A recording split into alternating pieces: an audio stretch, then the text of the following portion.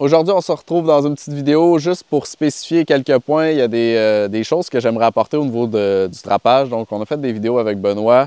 J'ai déjà fait des vidéos sur le trapage. Il va en avoir d'autres qui vont venir. Mais dans un contexte de survie, de survivaliste, je considère que tous les pièges qui sont à pattes ou les collets qui ont pour fonction d'attraper la patte, au fond, tous les pièges qu'on nomme à capture vivante. Donc, tous les pièges qui sont à capture vivante sont pour moi d'un intérêt supérieur dans cette optique-là parce qu'il permet la conservation de la viande. Une journée comme aujourd'hui, il va faire 30 degrés. Si on attrape un animal, quel qu'il soit, dans un piège qui tue, bien, à partir du moment où il va décéder, il va mourir, il va y avoir une dégradation de la viande. S'il est exposé au soleil, il va avoir, on va voir un gonflement. Bref, vous savez de quoi je parle. On en voit souvent sur le bord des routes. C'est pas un animal que tu as envie de manger. Donc, il peut être infesté au niveau des parasites. Il va avoir des insectes, des mouches, etc. Ce qui fait en sorte que c'est beaucoup plus intéressant, particulièrement dans la saison chaude, d'utiliser des pièges à pattes, d'utiliser des pièges à capture vivante. Il y a différents types de pièges à capture vivante. Celui-là, par exemple, que je vous ai déjà fait 2 vidéos sur le piège. Donc, c'est un piège pour capturer des ratons laveurs. C'est vraiment un piège excellent. Ça coûte autour de 25 $. Puis c'est vraiment systématiquement pour le raton laveur. C'est vraiment fait pour attraper uniquement le raton laveur.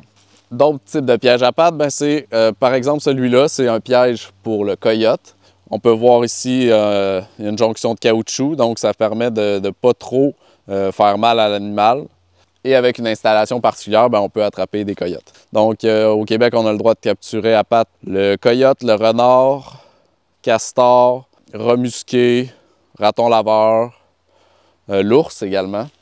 D'autres types de pièges, ça va être avec un collet. Donc, il va avoir un déclencheur, puis ça va attraper la patte. Donc ça, c'est un piège à ours qui est connu pour ça, qui est connu et reconnu pour ça. Donc tous ces pièges-là sont évidemment très intéressants parce que ça se transporte bien, ça s'installe assez rapidement. Donc 5 minutes, c'est fait, même moins. Pour ce qui est des cages, c'est hyper encombrant. Donc ça, je trouve pas que ça vaut la peine. Personnellement, j'en utilise même pas chez moi. Je veux utiliser des pièges spécifiques. Mais pour ce qui est des cages, je considère, c'est coûteux. On parle d'environ, pour des cages de qualité, de 100, 150 $, alors qu'un piège comme celui-ci, c'est 25, 30 $. C'est coûteux, c'est pas précis en termes de ce qu'on recherche comme animal. Donc, on va avoir plein de captures accidentelles, autrement dit, dans le langage du trapage. Ensuite, c'est absolument pas discret. Donc, si on prend un piège à pattes comme celui-ci, regardez, ça va être dans son environnement. Je pense qu'on peut dire qu'il est très bien camouflé. Pourquoi je dis ça? Parce que mon grand-père a déjà posé une cage. Il voulait attraper une marmotte, puis c'était en avant de la maison, près du chemin. Le lendemain matin, il n'y avait pas de marmotte, mais il n'y avait plus de cage non plus. Fait que... Évidemment, la cage a une certaine valeur, donc ça s'est fait voler. Fait qu'à penser. Donc, pour moi, le plus gros avantage des pièges à capture vivante, c'est évidemment l'aspect vivant. C'est l'aspect de la conservation de la viande, c'est l'aspect de l'animal est en vie. Donc, qu'est-ce que ça fait en sorte, comparativement à un piège qui tue, c'est qu'il peut se défendre également. En même temps, vous avez une conservation de la viande jusqu'à ce que vous alliez sur place, tuer, récolter l'animal. Et dans un autre aspect, on a également l'animal est en mesure de se défendre. Donc, dès qu'un animal est mort, il va y avoir des mouches, des insectes, même les rongeurs vont venir mordiller. Les rongeurs qu'on croit végétariens vont venir mordiller, ils peuvent venir mordre la fourrure, vont s'attaquer aux os pour récupérer un peu de calcium. Donc, tous ces aspects-là vont évidemment contaminer la chair, la peau de l'animal. Bref, ce qu'on veut prendre à l'intérieur, il va y avoir une contamination. Il va avoir une dégradation. Une journée comme aujourd'hui, il va faire 30 degrés. L'animal va évidemment se gonfler. Ça rend pas du tout intéressant la consommation d'un animal qui est en début de putréfaction. Donc, pour tous ces avantages-là, évidemment, garder un animal vivant jusqu'au moment de l'abattage, c'est la meilleure technique selon moi. Du moins, la technique qui est préférable, surtout dans un contexte de survie. On voit souvent ça dans les pays en voie de développement, des pays pauvres, Au fond, on va dans un marché public. Là, si vous regardez des reportages ou des films, c'est sûr que vous avez déjà vu ça. Donc, le classique, c'est aller en Chine, puis il y a des poules vivantes dans des cages. On choisit une poule, ils vont la tuer devant nous. Bien, pourquoi? C'est tout simple, c'est pour la conservation de la chair. Donc, ils n'ont pas nécessairement les moyens d'avoir un frigidaire, un congélateur, l'électricité, etc. Ce qui fait en sorte que de garder l'animal vivant conserve la chair et une fois qu'elle est tuée, bien là, elle est prête à la consommation.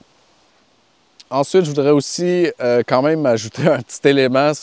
On voit souvent ça là, dans ce que moi j'appellerais les survivalistes qui ont un peu primitif, là, qui se disent je vais aller survivre en forêt avec une peau de renard sur le dos et je vais me nourrir de feuilles ou je sais pas quoi.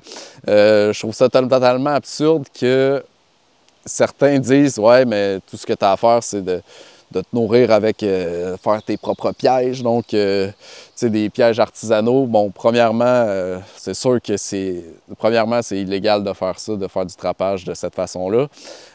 Dans un contexte survie, bon, c'est sûr qu'on s'en fout. Mais c'est des pièges qui sont... C'est des pièges qui, en fait, sont... Si vous regardez là, les schémas, là, c'est long à faire. Deuxièmement, ça ne semble pas très efficace. Taux de réussite, on repassera. Donc, c'est long à faire dans un contexte où vous avez besoin de vous nourrir. 2, ça prend des connaissances pour le faire. 3, l'efficacité so-so. 4, c'est pour du petit gibier. Vous allez regarder, là, c'est ce type de piège-là avec un bâton de bois, une roche. C'est pour attraper des souris et des trucs comme ça. Vraiment, il n'y a pas de petits pièges pour attraper un ours. Il n'y a pas de piège pour attraper un raton laveur. C'est quelque chose qui va te nourrir un bout de temps. Là. Une petite souris, t'en cherches d'autres. C'est des connaissances qui peuvent être intéressantes, oui, mais au-delà du loisir, je trouve que ça n'a pas son intérêt. Parce qu'on peut trouver des pièges comme ça pour 2 $, parfois moins. Avec ça, ça prend combien de temps à installer ça? Genre 15-30 secondes. Puis on va attraper, avec ça, on peut même attraper des belettes. Fait que tout ce qui est petit gibier, ben, on peut l'attraper facilement. Donc pour moi, il n'y a absolument aucun intérêt d'essayer de se former pour attraper des animaux avec des pièges primitifs. Je trouve qu'il n'y a absolument aucun intérêt et pour moi, ça fait aucun sens dans une logique de survie parce que souvent, les gens qui vont s'intéresser à ça, on va dire d'une manière sérieuse, en fait, qui croient sérieusement que ça va être ça l'avenir, ben, c'est tout le temps du tout ou rien. On vit dans l'opulence et puis boum! Il n'y a plus rien, on doit se chasser au javelot et se nourrir en faisant des pièges avec des bâtons et des roches. Totalement absurde. Fait que bref, supériorité des pièges à capture vivante, facile à transporter, facile à installer, conservation de la viande.